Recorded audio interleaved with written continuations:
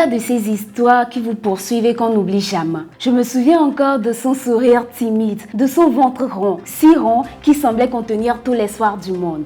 Elle, c'est Afi, une jeune dame de mon quartier. Un soir, un peu fiévreuse, elle reçut comme par hasard une vidéo sur WhatsApp. En arrière-plan de cette vidéo, une voix narrait qu'un mélange naturel soignait mieux la fièvre que l'hôpital. Elle y crut et essaya. Le lendemain, son bébé ne bougeait plus. Et pendant qu'elle pleurait dans la chambre de l'hôpital, la vidéo, elle, récoltait encore des partages. Alors j'ai compris la brutalité de notre époque. La désinformation voyage en fibre optique, mais la vérité, elle, prend la charrette. Et voilà pourquoi j'ai décidé de ne plus me taire face à ce fléau qui déchire nos familles et souille nos démocraties. Dans un premier temps, je vous verrai découvrir l'anatomie de ce mal en commençant par sa définition d'usage. Ensuite, pourquoi nos émotions sont devenues le carburant d'un tel fléau et comment le stopper. À vous qui me suivez derrière vos écrans, j'adresse mes salutations. Mesdames, messieurs, tel un secret de polichinelle, la désinformation selon le petit Robert est l'utilisation des techniques de l'information de masse pour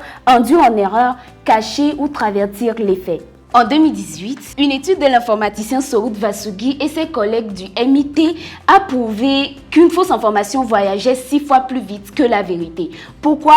Parce que le mensonge est simple, rapide, émotionnel. Elle dit ce que les gens veulent entendre. Elle crée la peur, la colère, l'indignation. Il faut aussi distinguer la désinformation de ses cousines. La mésinformation, c'est quand le faux est partagé sans intention de nuire. Et la malinformation, quand le vrai est détourné pour manipuler. Dans ce flot, nous participons parfois sans le savoir. Un clic, un partage sans vérification et le faux devient viral. Les terrains sont partout. Sur les réseaux sociaux, une vidéo sortie de son contexte devient vérité en quelques minutes. Dans les écoles, une rumeur détruit une réputation. Dans la santé, un faux remède peut coûter une vie. En politique, une image manipulée divise un peuple. Et en ce moment, alors que je vous parle, des milliers de vidéos similaires à celle qui a brisé la vie d'Afi circulent, courent sur la fibre invisible et fatale. Il faut donc faire 3 choses. D'abord, vérifier la crédibilité de l'information. Ensuite, protéger, ne pas partager quand il y a un doute. Et dénoncer les personnes malveillantes qui en sont la cause.